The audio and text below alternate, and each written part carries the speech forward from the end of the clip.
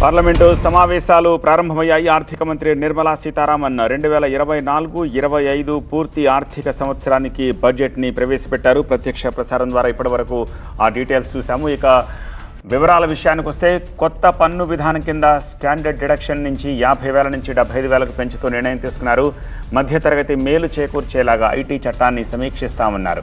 టీడీఎస్ను సరళీకృతం చేశామని, ఈ కామర్స్పై టీడీఎస్ 0.1% తగ్గించామని, ఇన్వెస్టర్లకు ట్యాక్స్ రద్దు చేశామని చెప్పారు. కంపెనీల్లో షేర్లు ఇచ్చి లాంగ్ టర్మ్ క్యాపిటల్ గెయిన్స్ మీద 12.5% పన్ను విధించారు.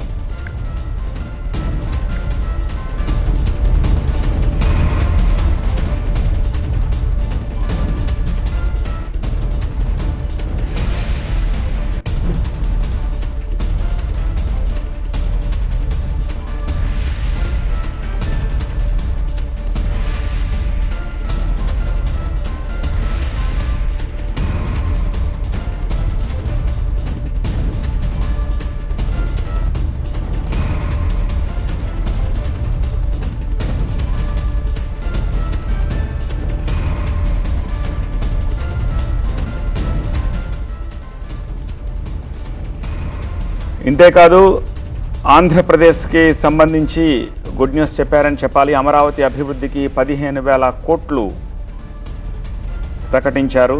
రాష్ట్ర విభజన తర్వాత తీవ్రంగా నష్టపోయిన ఆంధ్రప్రదేశ్ను గట్టెక్కించేలాగా బడ్జెట్లో ఆర్థిక మంత్రి నిర్మలా సీతారామన్ శుభవార్తను చెప్పారు.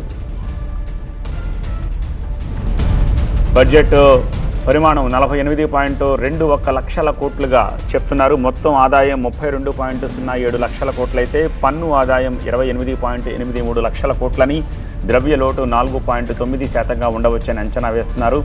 అప్పులు, పన్నేతర ఆదాయాలు 16 లక్షల కోట్లగా అంచనా వేస్తున్నారు. నూతన పెన్షన్ విధానంలో త్వరలో మార్పులుంటాయని, సంప్రదింపుల కమిటీ సిఫారసుల ఆధారంగా త్వరలో నిర్ణయం తీసుకుంటామని నిర్మలా సీతారామన్ చెప్పారు.